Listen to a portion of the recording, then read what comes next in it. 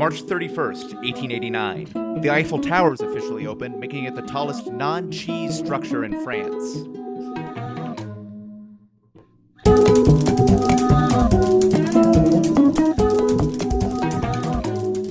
Welcome to The Revisionists. I'm Brian Flynn. I'm Zach Powers. And our guest is friend of the show, and by the time you hear this, he will be gone. Not Greg Hutt, everyone. Oh, no! That's right. We are going to murder Greg Hutt live on the air. For our Patreon subscribers. I think we can... I would be okay with putting him in the Phantom Zone, maybe. Just a little space cube for the rest of the time. I'm okay with that too, actually. I'm much better in like 2D. I think that's what we all aspire to. You know what? Way better. 2D if I were traveling, goal weight. If I were lost in space, traveling lonely and desperate, and I saw a little space cube with your face screaming on it, I don't think there's any face I'd rather see in a Zach, two-dimensional cube. Is that just what the Phantom Zone is? I think that's how I haven't seen the Superman movies. In Superman 2, I think it's portrayed as a cube drifting through space with faces screaming on the sides of it. Oh, good. The thing you want to see all the time. In you space, know what? No one can hear you YOLO. Yeah. I feel like unexplored territory, that is some existential horror that I've never really thought about. This weird, eternally drifting space cube. That's just full of screams. A little bit of existential horror to start us off, right? Yeah, I mean, also to finish this off and to carry us through every day. 2018, why are we bothering? I have a cube and I must scream. Hell yeah. Is that Philip K? No, that's Heinlein, right? I think so. I think that's Robert Heinlein. Zach, what do we do here? Was it Richard or Robert? Robert. Okay. Well, this is a podcast. You may have gathered that by the fact that you downloaded it theoretically on a podcast app. Unless you're in the Wall-E future and you just found an iPod with this loaded on it. Jesus, more existential terror. Yeah, just floating around on your easy chair. Or you are yourself Wall-E and you're just digging through the trash heaps. That is probable future dystopia horror. I just like the idea of like finding like an original like iPod that was not connected to the internet at all with a podcast, and it's like, how did this happen? I don't know. You know, it's super lucky for that movie that the piece of old world media he found was Hello Dolly instead of like a shitty podcast. Like an episode of Comedy Bang Bang with Don DeMella. So he just meets Eve and he's like, send in the girls. Or it's just like a compilation of the first 10 minutes of any episode of WTF. Yeah, or a steamed hams meme.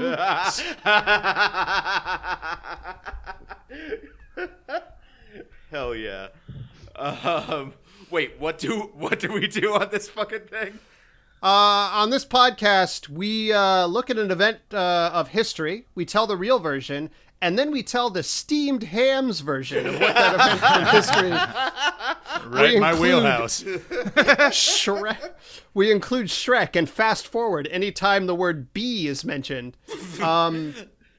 Actually, what we do. I turned 30 not 2 months ago, and I have no idea what the fuck you are talking about.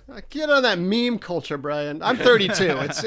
I'm not 32. I'm 30 also. How have you not spent the entire year just steaming hams with the rest of us? Like it's been amazing. Steaming hams and retweeting the worst people. I don't know. You know what? I'm going to start the description over. On this podcast, we look at an event or person from history. We tell the true version of that person or event as the man would like you to believe it is so. And then we also tell you an alternate and perhaps even more accurate version of that person or event's history. And at the end, we vote on what is the real history of the world going forward, because we have determined ourselves the victors and therefore can write the history books. We have never wanted anything, so we're compensating by just pretending we did. It's the Donald Trump method. Oh, yeah. Hell yeah. I've never felt more qualified to be unqualified. Like To be right now. it's great. Yeah. I mean, this is tied with 2018 other years as the best year to be a mediocre white man. Yeah. My year. Anyways, last episode, you might remember, we discussed one Mr. Roger Casement, humanitarian rights activist and early Irish independence activist. And we ultimately decided that Byron F. Graham's alternate history, in which he was the last of the Changelings, Disney's least successful 80s live-action movie, was the true history. The Germans, I think, were goblins or something like that. Go back and listen to it. It was a very David Bowie Labyrinth kind of stealing babies situation. Oh, the one reference point for stealing babies. That's the only time babies have ever been stolen in history. The whole Lindbergh. Or Fuck you, Lindbergh. Yeah, okay. Brian beat me to it. Hell yeah, Google call lag. This week we are discussing Woodrow Wilson. Oh, well, that's my job. This week we're discussing Woodrow Wilson. Hell yeah. President of these United States during the First World War. Mm-hmm. I believe Brian is presenting the true account of yes, indeed. President Wilson. Mm-hmm. And Greg, you're presenting the alternate, correct? Oh yeah. Yeah. As he was just looming over the microphone saying that. Hey there, this is Brian reminding you that The Revisionist is supported by listeners just like you. You can make a pledge and get rewards like shirts and even the right to vote over at patreon.com/therevisionists. As per tradition, let us begin with the true history of Woodrow Wilson. Brian, take it away. Well, Woodrow Wilson was born Thomas Woodrow Wilson, either December 28th or December 29th, 1856. Like his mother said, he was born close to midnight, so people are just like, fuck it, we'll do both. He was born in the Woodrow Wilson Presidential Library, what would later become the Woodrow Wilson Presidential Library. What a coincidence! Yeah, that's I'm curious how close that is. There's a Salman Rushdie story called Midnight's Children about children who were born on some day in the late 20s when India became an independent nation at exactly midnight. And I wonder if Woodrow Wilson is the lost Midnight's Children. Well, the location and the time do not match at all. Yeah, and I also think it might have been the 40s. Yeah, I think the partition was the 40s, or the independence. Only 100 years off. Don't worry about it, guys. Time and space don't really exist. No, he was not born in India. He was born in Staunton, Virginia, home of the American Shakespeare Center's Blackfriars Playhouse. 877 Much Ado. Of course. That's their actual phone number. Also named one of America's best small towns by Smithsonian Magazine. Well, if the Smithsonian knows anything, they know great small towns. So, Staunton, Virginia. Get Stauntoned. His father... Could have done a couple more revisions on that slogan, Staunton. Yeah, they had to get it out there. They are biggest sponsors, Staunton, Virginia. Yeah. Everybody else send in joke votes for Bart Simpson. So. Staunton, Virginia, Bart Simpson. It kind of works. His father, before old Woody was born, published an anti-slavery and pro-tariff newspaper. But then his father and mother moved to the South in 1851 and promptly started enslaving people. And they eventually, both his parents became Confederates. His father was a chaplain in the Confederate Army, and his mother was, I think, just a racist. Amateur, not professional. She dabbled in racism. She went to open mics. Yeah. She wanted to maintain her amateur status for the racist Olympics. So, actually, open mics for racism are also just open mics for stand-up comedy. Yeah, it turns out. If you wanna get to racist Carnegie Hall, you gotta practice racism. Also, please don't. You need a type 5. Yeah. Oh, goddamn it. Also, I'm not sure exactly what the racist Carnegie Hall would be. I'm sure just there's Carnegie a Hall. Confederate monument. It's just Carnegie Hall. It's whatever Boston's equivalent of Carnegie Hall is. So Thomas, now going by Woodrow, went to the College of New Jersey, which would later become Princeton, but at the time was kind of lame. It was a fine college. It wasn't just like, everyone's so rock hard for Princeton now, but it wasn't like that then, basically. Yeah, constant Princeton boners have swept the nation. They called them whip and poofs at the time, although that's a Yale thing. While at Princeton, he was a member of the debate and glee club. Nerd. Then he went to law school and eventually got his PhD, becoming the only president who was also Dr. President. Dr. President. In 1883... That is an NBC show waiting to happen. Dr. President. Yeah, I could see that. That's a fucking hour-long Dick Wolf drama. Let's put Chicago Dr. President. Let's put a pin in Syria for a second. Yeah. I've got someone in the ER right now. Like it's Chicago Dr. President Criminal Intent. It's the Dick Special Victims Unit. It's the Dick Wolf 7-layer dip right there. Oh, Jesus Christ. So in 1883, he married Ellen Axon, who was an award-winning portrait artist. Woodrow was an automobile enthusiast. And right now I'm just going through a lot of biographical shit because we'll get to the dark shit later. He became a college professor, a lecturer at Cornell, Bryn Mawr, Wesleyan. He wrote a bunch. His first book actually advocated changing the U.S. government from a congressional system to a parliamentary system, where the president was more of a prime minister. Secret redcoat. Yeah, I mean, another book basically advanced the theme that the government should help people. Whoa. Yeah, both of which, the first one sounds especially good nowadays. Yeah. Yeah, we're still off on that helping people thing. Yeah, right. The second one I feel like always should have sounded good, but Oh, God damn it. This was in the 1880s. Jesus. So later on, he became president of Princeton University. And when he was there, he gave it a pretty good kick in the ass.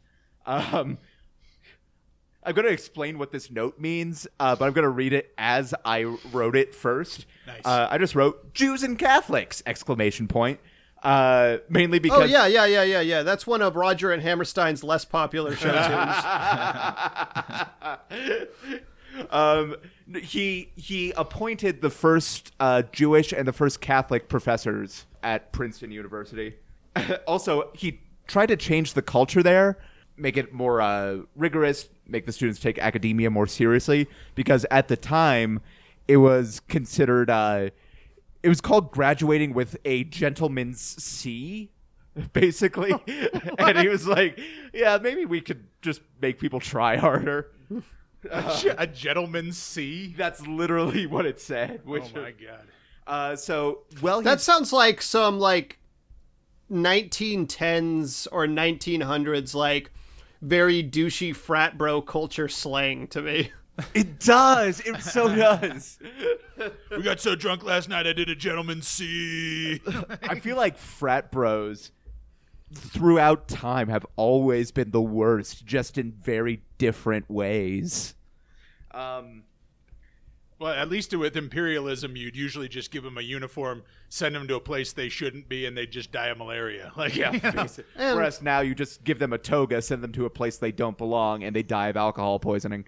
And to be fair, nowadays, I feel as though gamers and Redditors have finally taken over from jocks and frat bros as the worst. Yeah, I mean, honestly, it may just be a 3 billion way tie for worst place. If they lifted more, they would definitely be there. No upper body strength. I mean, it just kind of it leaves you out a little bit. I mean, so while he's president of Princeton, he has his first of many strokes, it turns out. He's also a very stubborn man, and this really starts coming out at this point. He gets into a lot of conflicts with the board of trustees or whatever the fuck it's called, and so he leaves the presidency of Princeton to run for governor of New Jersey in 1910, and he labeled himself a progressive, partially because that is what he believed in, partially because Teddy Roosevelt so popularized that movement that it sort of bolstered his chances. So he wins, and he sets off on a program of like establishing free dental clinics in New Jersey, among other progressive reforms. God, they got to bring that back. Like, New Jersey is suffering. Oh, yeah. I mean, I was going to call them the England. I was trying to make a Bruce Springsteen pun with like tartar or like gingivitis or something. Ooh, that's rough. But I got lost in that swamp real quick. I was about to call him the England of the East, and I was like, that doesn't make any sense. Yeah, it's like Tartar Road. There we go. Road. Born to Floss. Anyway, Jesus. my favorite bit of legislation. I don't know enough about Bruce Springsteen to contribute to this bit. I know about his ass in jeans with the American flag sticking out of it. My favorite bit of legislation that he championed during this period is that he signed a law that prohibited what was described as the use of common drinking cups. I guess because that was what people... I guess New Jersey was just like filled with backwash, I guess, and it was getting people sick. Oh, okay. I was picturing like red Solo cups, and he was like, these fratty assholes with their gentleman's C's and their common drinking cups. Yeah, no, that was like the original Revenge of the Nerds. He gets in and starts banning all the frat shit. I was just say, minus the uncomfortable ending. Yeah. This was to put a stop to the first of many herpes outbreaks that have happened in New Jersey. Of course, herpes being New Jersey's state bird. State bird. Yeah. Tweet, tweet. And flower. And motto. And song. The idea of herpes blooming is just not something that I needed in my brain right now. So he receives the Democratic nomination for president in 1912. And he's really the first Southerner since the Civil War to have a decent shot at winning the presidency. So that means that a lot of older conservative Southern Democrats end up giving him their support, even though he's more progressive than they would like. And a lot of younger Southern Democrats who are progressive are like more behind him. That's sort of his base. He wins, of course, after Teddy Roosevelt and Taft split the Republican vote. And so he becomes president. I'm sorry, Brian. I thought third parties were the only way to save this nation and not an impossible dream in the way our current electoral system is set up.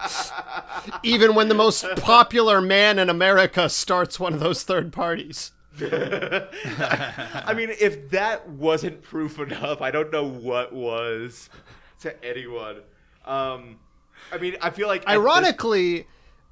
Ironically, I feel like if his parliamentary system had gone forward, he might have lost this presidency. Yeah, that honestly would have been the case. Teddy Roosevelt probably would have become president again.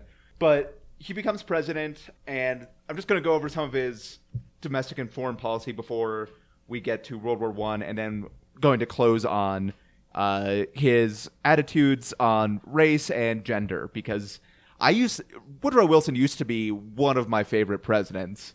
And then once I started sort of learning more about his positions on those matters, he slipped pretty well in those rankings. So in foreign policy, he advocates a system of what's called Wilsonianism, where... it's like the dorkiest political philosophy of all time. It was called Cougar Town. That's what it was. He called it that to really sell it. Now, if I'm not mistaken, Wilsonianism was the idea that in regards to your neighbors, your countries that border you, you should look over a fence, but never expose your entire face. I mean, in a way, yes, but in a larger, more accurate way, no. It was. I'm just saying, Home Improvement was a lot smarter than you guys thought. Some real next level shit going on. That's a sentence that has never been spoken. Al represented the EU. Oh my. actually remember fucking characters' names. Jesus. Oh, hell. Oh, remember them. They're imprinted on my soul. Okay. I was going to say, what could... Wilsonianism advocates for democracy and capitalism abroad. It's against isolation and pro-interventionism, which sort of leads to what Wikipedia terms the Banana Wars. That also sounds like a frat bro thing.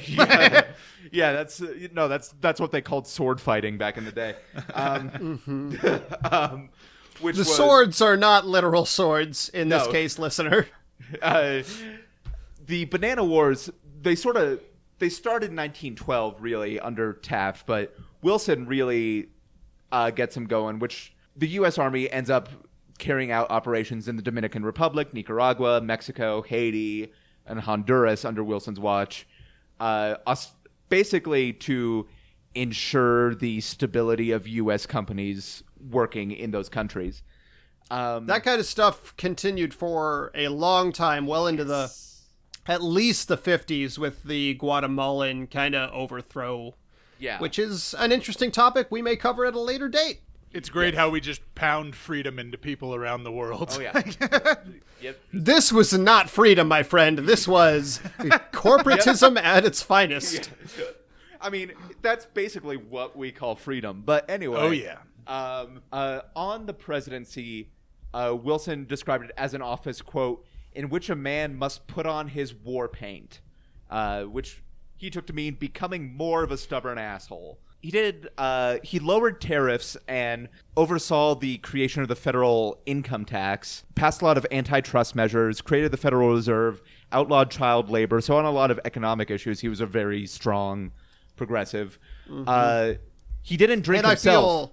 I feel, I'm sure you'll go into it more, but I think his international ideas, for the most part, were also very sound and strong. Mm-hmm. Well, on another social issue of the day, prohibition, Wilson himself was sober but wet, in that he was not dry. I don't know why I wrote that down. It was mostly confusing because I don't understand what you mean. What I mean is Woodrow Wilson was super wet. No. Why am I not? Okay. It's the middle of the afternoon, and I just took a vitamin B, so I'm a little rowdy. Whoa. Step away from the B12, Brian. You've had enough. I'll tell you what, I've had enough. Anyway, speaking of prohibition, he opposed it mainly because he felt it was By the way, we unenforceable. did just say the word B, so speed up your podcast by 2 times. If you haven't already.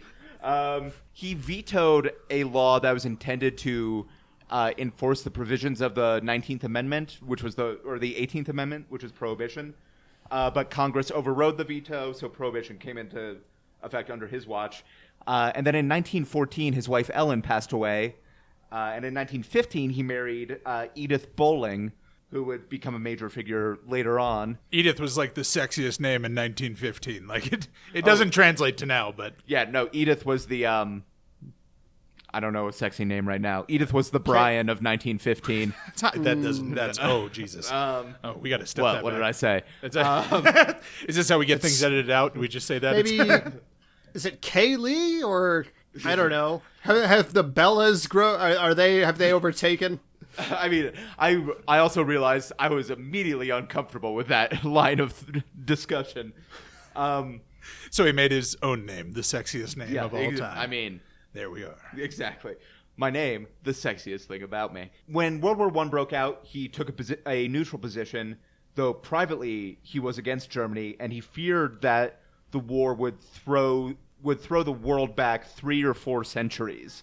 Of course, there's the sinking of the Lusitania, which we discussed, and the Zimmermann telegram, which was an intercepted communication between Germany and Mexico, where Germany offered to help Mexico reconquer all the territory it lost to the U.S. in the Mexican-American War.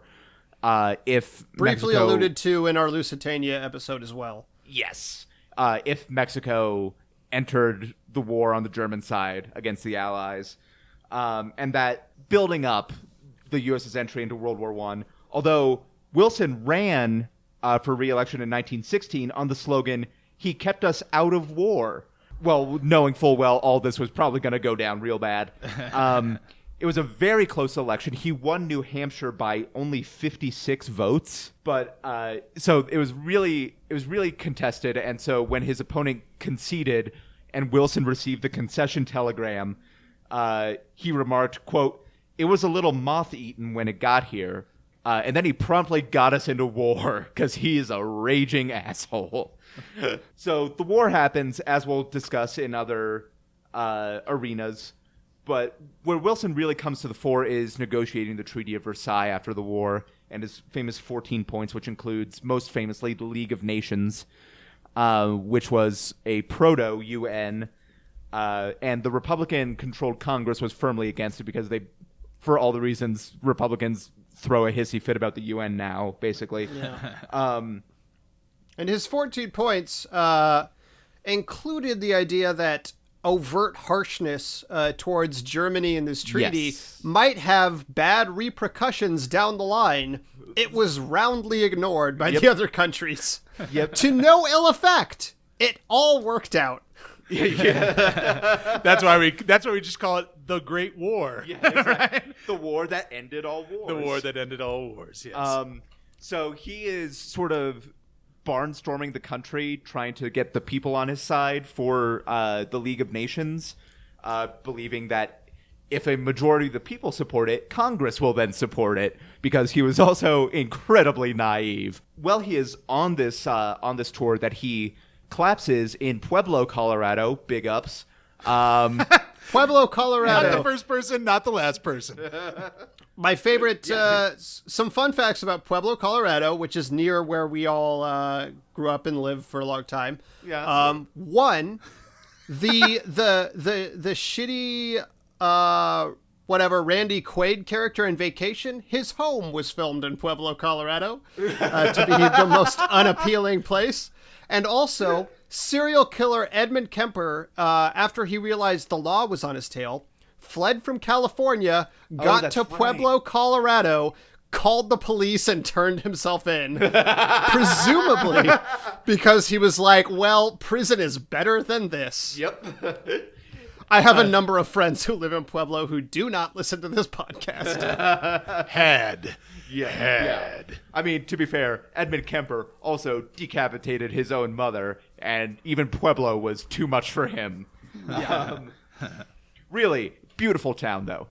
So after just 20 miles from the Supermax. Although very nearby, the New Mexico border. So go check that out. Escape. And get some superior green chili in New Mexico. I am just alienating everyone in southern Colorado. Fighting words, Flynn. That's what we exactly. call him. That's what they. Yeah, no, they don't call me Avoid Conflict Flynn. I actually learned that there's a separate maximum security prison near Pueblo in Canyon City, and I learned recently that the man who killed Jeffrey Dahmer is in that prison. Oh yeah, that's right. Yeah. Is it like the country club Supermax? Like, they're like, you did great at the other Supermaxes. Like, listen. I mean, if you're gonna kill an inmate at a prison, Jeffrey Dahmer is like, no one's gonna get too upset about that. So he collapses in Pueblo, and then a few days later suffers a debilitating stroke. He's left basically bedridden for the rest of his life. But he still has 2 years left on his presidency. His wife, Edith... They called Woodrow Wilson the Pebble Beach of presidents because he had so many strokes. Lord.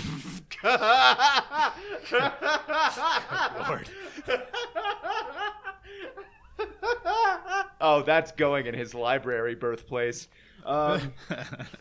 So his wife, Edith, and the members of his cabinet really ran the show after that. Edith, being a woman who was exerting power, was treated negatively for this, and I feel like a lot of contemporary discussion of Wilson's stroke and his life afterward focuses on her taking the reins of power rather than her I feel helping to coordinate things and doing the best she can in a tough circumstance. And I do feel I've seen some articles and historical documentaries, and one episode of Drunk History, refer to her as the first female president. Yeah, totally. That's not a totally unreasonable characterization. Yeah.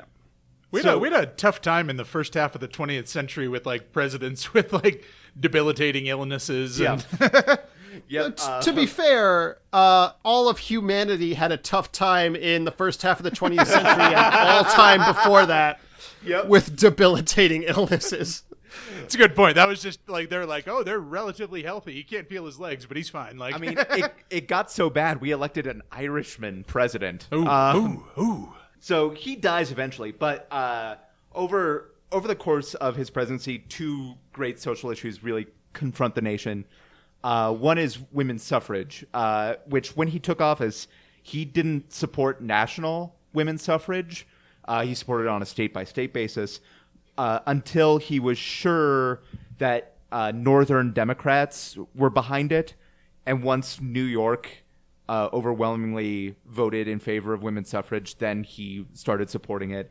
I get the vibe that this was... I would almost describe it as, and you could say this, I would say Clintonian, but you could say sort of Obama-ish because of the way he handled gay marriage, where he privately probably supported it and then waited until politically the atmosphere was right before openly coming out for it. That might be fair. I mean, I can't speak for like how Wilson felt privately. But I think that's a fair characterization. So brave. Yeah. So brave. Oh yeah, of course, the lion of democracy. That's how you like. If you want to catch the wave and surf, you wait till the wave actually passes you, and then you get up. You know.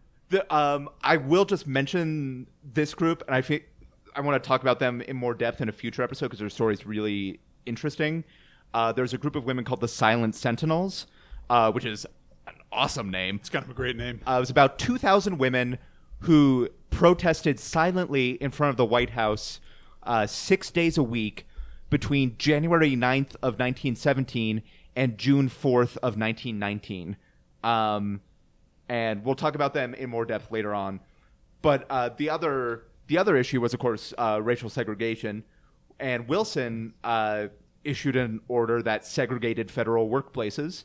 Some government offices went so far as to put up screens between white and black workers. The House of Representatives, which sort of was also the city government of Washington, D.C., made interracial marriage a felony in D.C., and Wilson didn't do anything, didn't come out against that. Also at this time, it became required for applicants for federal jobs to submit photographs of themselves.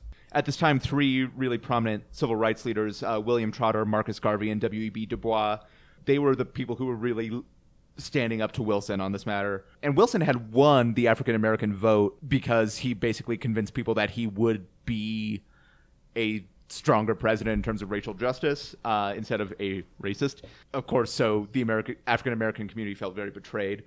Wow, who could have ever guessed that from a guy born on a slave plantation? Yeah, who could have guessed that from the U.S. government at any time? Being the U.S. president, it's like, oh, yeah, there you go. So, I mean, I feel like, especially at this time, but even now, it's kind of a matter of like, all of these fuckers are going to screw us. Which is the least likely to screw us, or who will screw us the least, is probably the calculus going on. Yeah, that's totally fair. Yeah. William Trotter was co-founder of the Niagara movement, which eventually became the NAACP. And Trotter was at a White House meeting where he confronted Wilson.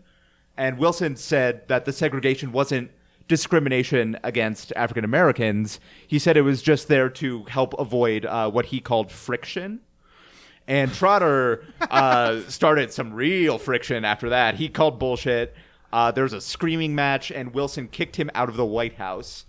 And then Trotter proceeded to give an account of the meeting to the press, which more than anything infuriated Wilson, who was a very like private person who he considered everything he said publicly before he said it. So that sort of ended the relationship between Wilson and civil rights leaders after that. And that's the actual history of Thomas Woodrow Wilson.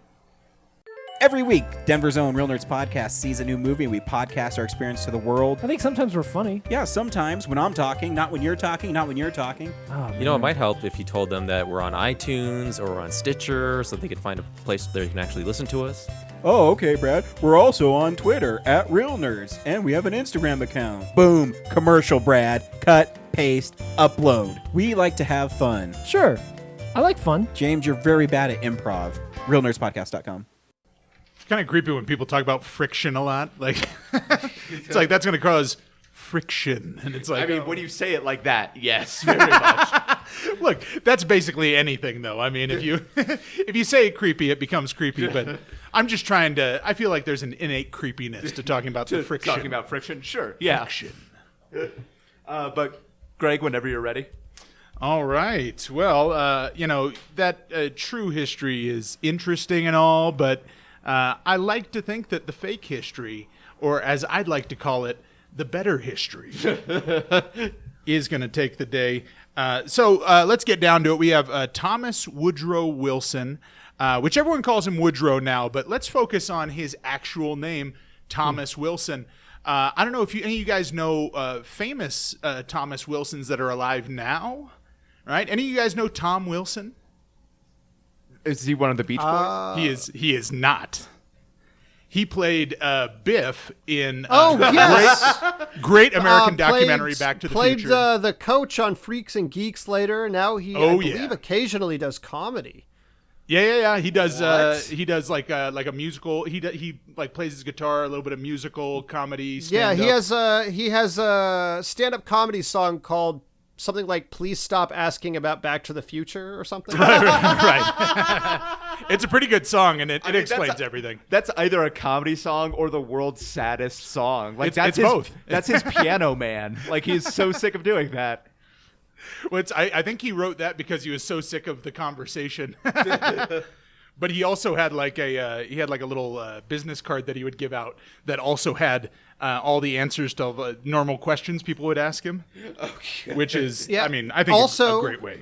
Yeah. Also, famously, the first person to portray President Trump in a film. So, right. Really? Crushed it. Well, not exactly. The alternate God damn it. future of Biff, Back to the Future, too. Yep. Yeah. Well, see, that's what's kind of funny is like people look at Woodrow Wilson and they think he was some like nerdy intellectual type. But what people don't realize is Tom Wilson, the actor, based his portrayal of Biff Tannen on his great-grandfather, Thomas Woodrow Wilson, who, like, everyone didn't know was really just, like, the biffiest Biff of all Biffs. Like, really incredible. He was the one who told the Kaiser, make like a tree and get out of here. You know, it was right. It was incredible. He just went around. It was originally called the 16 points, but Marty McFly ran over the last point, and they had to rename it the 14 points. God damn it. The 1.21 gigawatts of points. It was it was amazing. That's a Twin Pines Mall reference for all you Back to the Future heads out there. Oh, sorry. No, go. I'm dying of consumption. Sorry. How very historical of you. That's look. If I'm going to die of something, it's going to be amazing. For the highest level of accuracy, we are recording this podcast in 1960.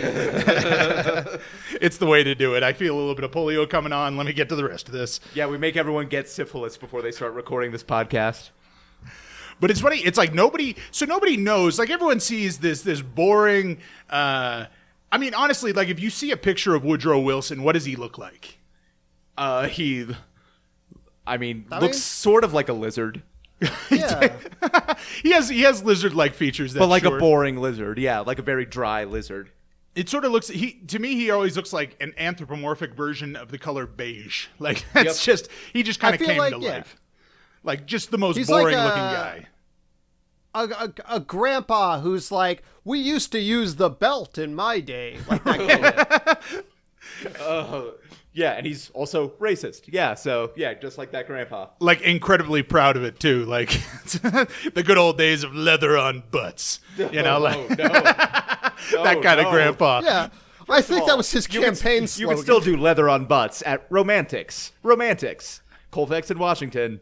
and online. I didn't know you guys got a sponsor. That's fucking I'm great. just trying to backdoor these sponsorships. No, we're just right a- now, which is yeah, not we're a just great backdoor the choice of words. sponsorships. Yeah, way to go. Way to go. So, right, what we got. Looking at Wilson, like, it's funny, like, everyone looks at him and they're like, look at this nerd, right? Look at this human, just nothing, right? But it's like, that is, if you think about it, that always makes the best criminals, right? Mm-hmm. It's like not the best criminal sidekicks. Criminal sidekicks need to have like cool scars or, be like really big or, I don't know, something weird, right? Something weird. Yeah, Missing half teeth their made face. out of metal. Exactly. Yeah. Teeth out of metal. I mean, that's a great sidekick not sidekick, henchman, right? That's a great henchman move. Exactly. So Thank you. I appreciate you changing it. But if you look at the boss, it's like the boss always looks pretty like, average, right? Mm-hmm. Like, because he's the guy, like, everyone underestimated him, and that's how he got to the top. And so what we had Thomas Woodrow Wilson, and he was like Tom, Tom's not going to work. Like, he's like, because he was into too much stuff, all right? Mm-hmm. What everyone doesn't realize is, like, if you look at, like, the Kennedys, right? The Kennedys were built on a family fortune based out of bootlegging, right? And basically gangster shit, right? Like, that's most of the U.S. is just gangster shit. Woodrow Wilson, definitely one of the biggest gangsters. He was the governor of New Jersey, and it's like New Jersey hasn't changed. Like, Yes, no. If you say governor of New Jersey, there's a certain expectation that it means that someone, Yeah, the New Jersey state flag, I believe, is just a Nike tracksuit. absolutely. You go to New Jersey in 1900, and it's just Jersey Shore, but the situation is looking for that gentleman C. And that C stands for coitus. Getting down. Which actually is kind of funny because that is exactly how Thomas Woodrow Wilson made his money, right? Like, everyone looks at him, they go, oh, he was the president of Princeton. What people don't realize, Princeton didn't exist. Not really. Like, for a long time. Oh, it's like a Trump University situation. Exactly. It was masquerading as a university, but it was really just a high-priced call girl service. All right. But because Woodrow Wilson... How elaborate. Oh, he was truly... I mean, this guy, look, he was smart. All right. Like, he wasn't a total dummy. So he was like, I need a great front for this. Now, he was progressive because everyone thinks, Woodrow Wilson, very progressive. And that's true. He did not just have ladies of the night. He also had men of the night, right? He was not discriminatory. He believed in inequality. Sorry, you said and men of the equity. night. I just thought about Dracula's. That's right. It was all vampires and prostitutes. It was an amazing place. I think that's actually still pretty on brand for Princeton. Actually, that's right about there. They have spoken like a true Yaley. That's exactly. I never went there, but I always wanted to. So I just hold on. You just really bought into the fucking beef. I got a big Y for Yale just tattooed on the center of my chest. Then I went to the University of Nebraska, and it's been horrible ever since. What a fucking... Among the Ivy Leagues, the insults to your rival colleges must be so lame if they are, oh, Princeton, they're all vampires over there. They have nothing for Penn. Like, It's just like, God, I forgot you were here. they just forget. Yeah, they're just, they keep mixing them up with Penn State. So they're just like, well, you're over there with Sandusky. And they're like, guys, we're in the Ivy League. We're the other one. Interview really with are. a vampire. We call that the Princeton application process.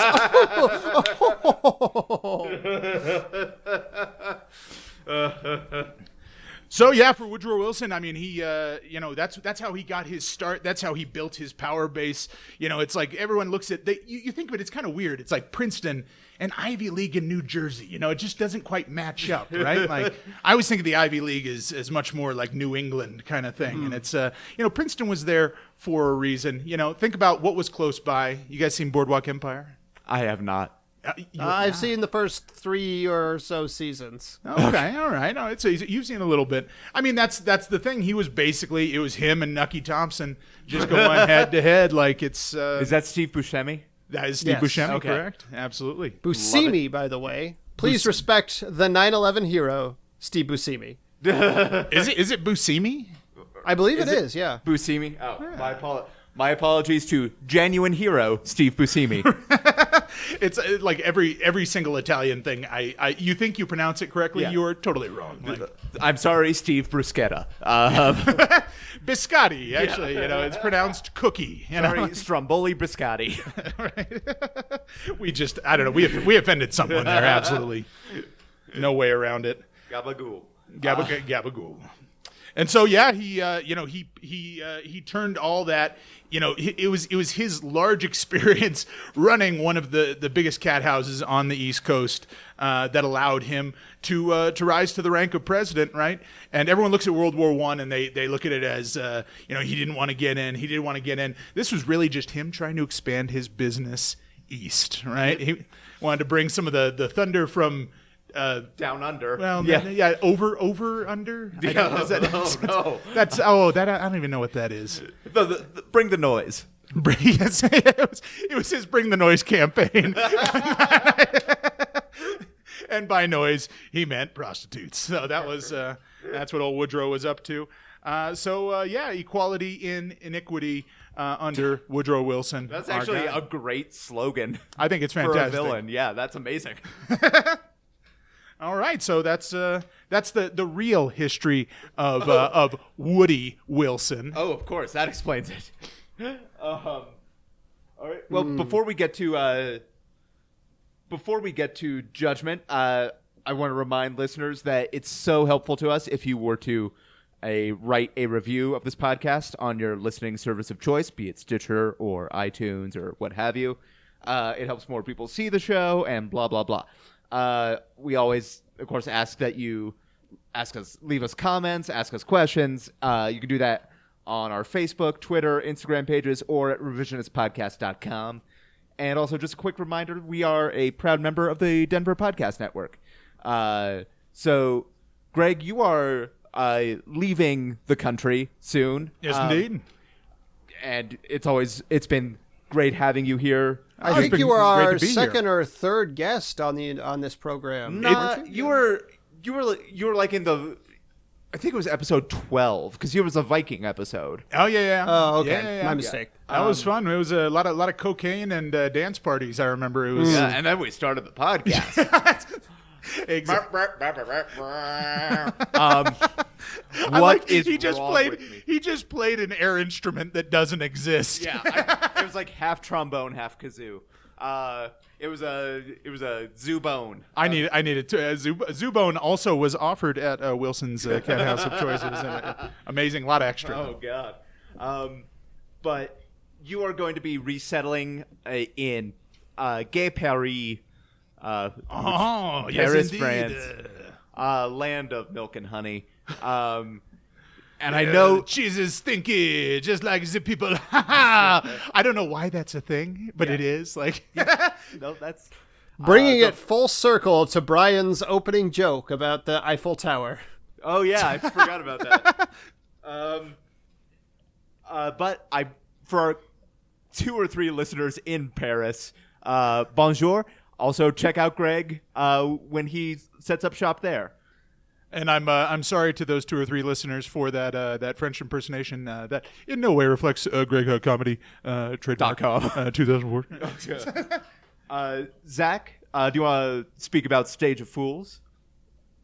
Yeah, I do a podcast with my girlfriend / person I now live with, Shannon Camp, about the television network series Stage of Fools, which is based on Shakespeare's Hamlet updated for modern millennial teens. That is, And then it such an stopped accurate being about description. Hamlet, and now it's just a soap opera, and everything about it is bad, but we still watch it. And I think this is the last season, so get on the ship before it sinks. Just throw some Snapchat at them; they'll be happy, you know. As for me, I'll be performing. No, wait, this episode will be out after this. I'll be performing in an old library way- basement in Fort Collins. By the way, I just want to say this. The other day, I saw my girlfriend's mother. We went to the March for Our Lives together. But she told me on the way back that she was considering listening to this podcast. And I was like, I wanted to say, don't do that. But that seems almost more suspicious. It does. So if you are listening, Angie, hello? Sorry? Hello. Oh, I love the optimism, thinking she got all the way to this point in the podcast. I'm sorry if things are weird at Easter. If you're not talking to me, I understand why. She's like, I got to that idiot talking about prostitutes and I turned off. Like, Honestly, this is not the worst episode for her to have dropped in on. Oh, no. Yeah. I'll clean up my act, I promise. Hello, mothers of all sorts. So, where the fuck was I'm going to cut this out. But I believe that brings us to Judgment. Zach, which falls to you this episode? Oh, right. So, here's the thing. I have somewhat mixed feelings about Woodrow Wilson, like Brian. I think in some regards, there are certain areas where he is one of the best presidents in American history. I think that there are his international policy and some of his domestic policy, his antitrust activities. There are areas where, at a glance, it's not hard to say, oh, he's one of the best presidents in American history. And then you dig in a little deeper and you see he had these problematic, at best they could be described as cautious, but caution is not an excuse for moral cowardice, attitudes towards race and gender. And so it's a very difficult area to talk about because there is greatness and then there is problematicness mixed in. And rather than face the reality of life in which things are not black and white, I'd rather just talk about some bullshit that didn't happen, like a fanfic I read online, because I'm mentally weak and I live in the year 2018. So for that reason, I'm going to go with the alternate mentally history. weak cast. Yeah. Oh, yeah. President Biff. President Biff's granddad. Yeah. Well, listeners, voting is now open. But Greg, thank you for being here. Thank you. Zach, thank you as always. Of course. For everyone here at The Revisionists, I'm Brian Flynn. I'm Zach Powers. Have a good time. Good night, Angie. Good night. Have a good time. Have a good time, guys. Good times.